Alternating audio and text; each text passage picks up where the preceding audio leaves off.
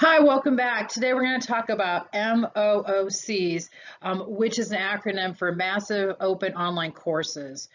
These courses have been around since 2005, but they really started coming to the forefront in 2012. So what are they? You might have heard of programs such as Khan Academy or Duolingo. They're educational programs that aim to serve hundreds of thousands of students simultaneously. And the really cool thing and kind of the ironic thing about an MOOC is that they also try to provide a more individualized experience, excuse me. So they're a little bit counterintuitive, if you would, but at the same time, they're just really amazing. Some of the advantages that you might come from an open online course or online education is that most of them are free. And you can move at your own pace. Now, one of the things that people might bring up about an MOOC is that not everyone graduates or finishes a course, if you would, when they're participating on these online learning courses. However, I've mentioned in the past that it's really important to really take from these courses what you need or what you want.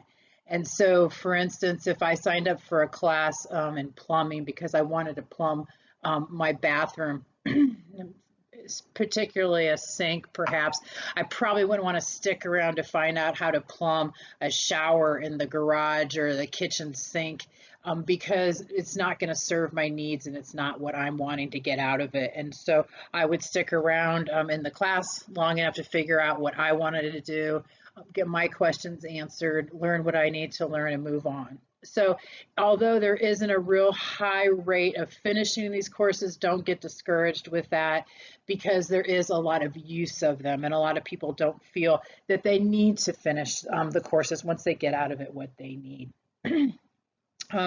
So some of the colleges and universities in our country and other countries are actually really embracing these MOOCs to the point where they're offering 4-credit classes.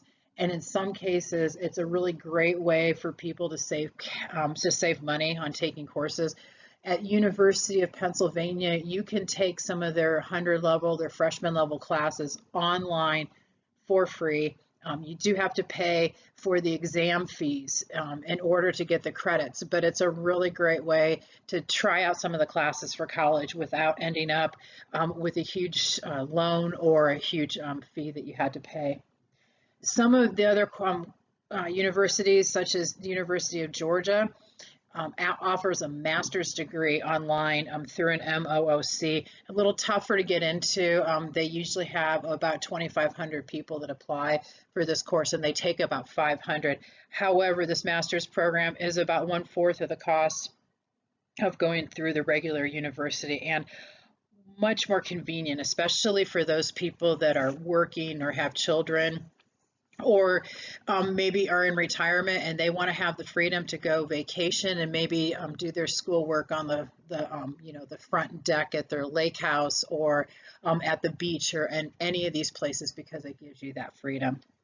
So this presentation today is going to talk about considering taking online courses, which thank you that you're participating in now, some of kind of the sample ones that you might be interested in, but we're going to talk about choosing them and then also how to be safe when you're online and participating in these online courses.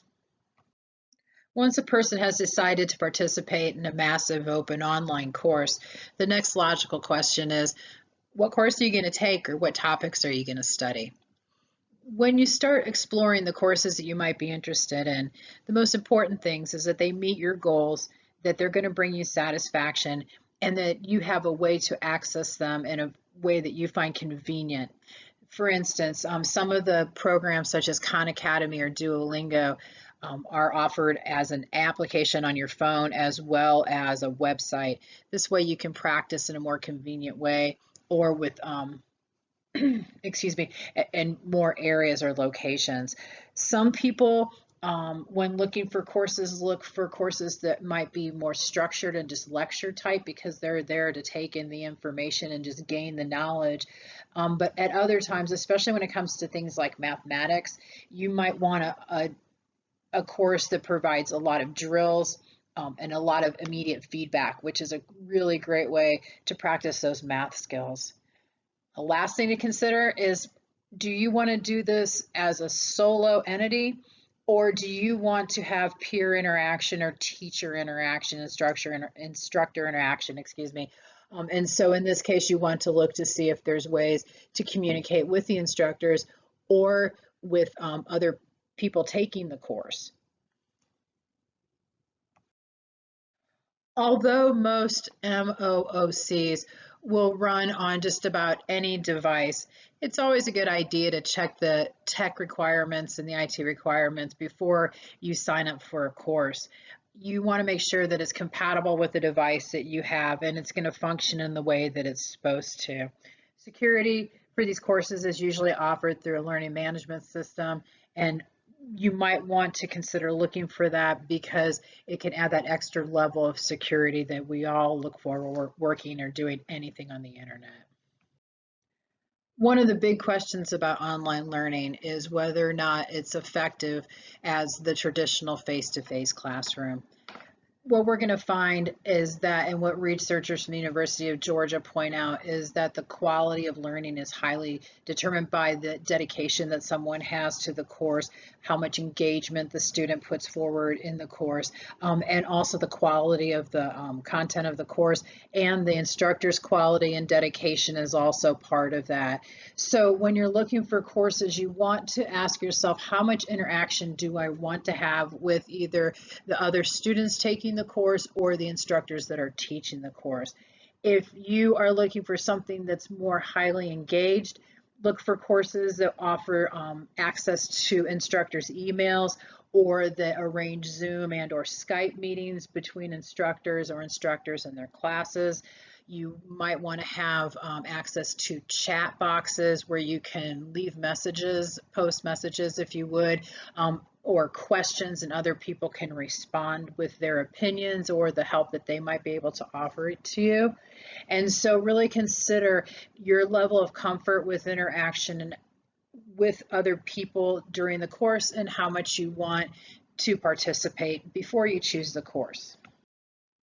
One of the misconceptions about online learning or using massive open online courses is that they're easier than a traditional face-to-face classroom. I think this is true, and I think it's false. I think it's false in the idea that the content is any easier. In fact, it can be a little bit more difficult because instead of having class discussions about the material that you might have read in the textbook, you're on your own reading the material and posting questions into a chat box to get other people's feedback and or to gain their knowledge in order to kind of stimulate your thoughts or further your understanding of the topic. However, when it comes to scheduling, it is so much easier. It's just unbelievable. You don't have the specific meeting times that you might have for a class, which frees you up if you have to, take your aunt to a doctor's appointment, or if you need to drop the kids off at school. You're not encumbered by having specific meeting times. It also doesn't force you, when you do have a conflict in schedule, to pick one or the other. So in which case, if you have a class or you'd like to go see your granddaughter's play at the elementary school, in the past and with traditional face-to-face classrooms, you had a choice. You did one or the other. But with the online learning, you can schedule your classes or the time that you study at any point that you might like, at the points that are most convenient, and the places and at the points that don't force you to pick between two things that you'd like to do and miss out on one or the other. Now let's take a look at some suggestions from Mcafee, who creates and sells antiviral software for your computer, and what they have to tell us about staying safe while we're interacting online. One of the first things to remember is that you need some really good, strong passwords. So make sure that you're using, as they suggest, a complex password, something that's a combination of both letters and symbols and that's extremely unique. Also something you can remember, so don't forget to write it down. This is one of the best ways to keep you safe, and by changing it often, you're backing up the idea that it's a good way to keep your information out of the hands of people that you just don't want it to fall into. One of the things they mention on here is something that I use and I really like. It's called a password manager. What I like about my password manager is instead of opening a website that might have personal information or financial information on it with the username and the password already filled in, like most of us have on our phones or our computers where you ask it to remember the password. When you use a password manager, in my case, I have a message that pops up and it asks if it wants me, it asks me if I want the form filled in. So when I agree to fill in the form by tapping the box, it fills in both the username and the password. This way, and what's really cool about that is if somebody gets a hold of my cell phone or my computer, I can go to one website and it will shut down the passwords to my frequently visited sites or the sites that I've asked, that you might ask for the site itself to remember the password. So password managers are a really great thing to check out and look into. They make you feel just a little bit more secure and a little less panic knowing that you just really have to contact one entity if something happens to shut down all access to the information that someone who had taken your device might have. So the other thing is that oftentimes your online accounts offer more than one way or one method of signing in. So some of them might have a secret word for you. Some of them might provide a code for when you log in, you have to go to your email and also add this code. So think about how secure are you online and how much responsibility are you taking for that as well. One of the most important considerations when you're using the internet is security and making sure that your connections are safe. We've heard for years now that you never want to hook up to a public Wi-Fi, whether it be at Starbucks or in the hotel where you might be staying. You never know who might have information or have access to your information. Also, you want to make sure that you have things up to date that can help the security either on your laptop or your cell phone or any of the devices that you may use. And one of the ways to add security is to make sure that you're using a firewall. Just like a firewall in your house is designed to mitigate damage during a fire, a firewall for your computer is has the same idea, that it's there to kind of mitigate the issues that you might have, maybe an extra barrier against those people or other entities that are attempting to break into your personal information in order to take it. The one thing, though, to be aware of that a lot of us might not think about is surrounded around this idea of the Internet of Things. This is a term that you might hear often these days. The term Internet of Things indicates that not only are we connected to the internet with our computers and our cell phones and this type of device that you might consider, but we're also connected to the internet through people's refrigerators, their smart televisions, their security systems that they might use at their homes or that you might be using at your home. And so you always want to make sure that you're taking this extra precaution to be aware that at times where you might be very, very vulnerable. For instance, I had a student a couple years ago. She had been hacked and her information had been stolen. When they traced back the source or where the information was actually taken and when, it was from a party that she had been at where the person who had the apartment had a device, I believe it was a smart television that was designed to automatically connect to others' information through Bluetooth, connect to their cell phones and things like that through Bluetooth, and also to download information automatically. And so you just want to be aware that security devices are always changing, and you always want to keep things up to date. Mcafee gave us some really good information about staying safe on the internet. And this little tip that they point out in this slide, I think, is so important.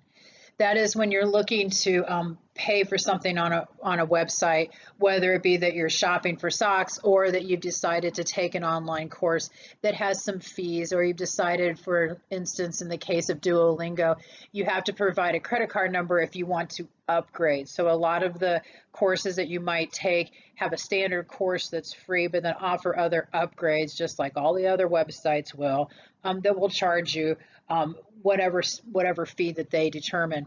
And you always want to be aware of the fees and how they are scaled.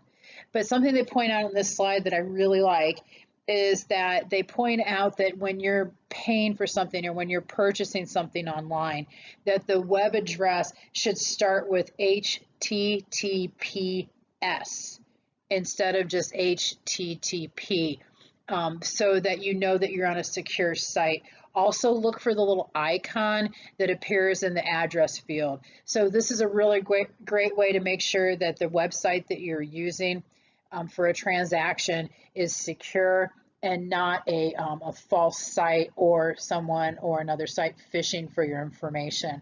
They also point out, and I bet you've seen this in the past, that you really want to watch out for websites that have misspellings or bad grammar, or they're spelled very, very closely to another website that's legitimate. They do this so that they can be what they call copycats and try to trick you into giving them information. Even though it seems to happen at the most inconvenient times, it's very important to update your software when prompted. Whether it's on your cell phone or your laptop or any other device, making sure that your software is ready to go if you are attacked is one of your best defenses against hackers. The other thing is watch out for the latest scams. They get crazier by the day. So you want to just be aware of the way that people are attempting to steal your information so that you can protect yourself. I hope you found these tips helpful. Now, to finish out this presentation, I have a video of a young man who's very inspiring, has some great insights about self-guided learning and gaining personal satisfaction. Thanks so much.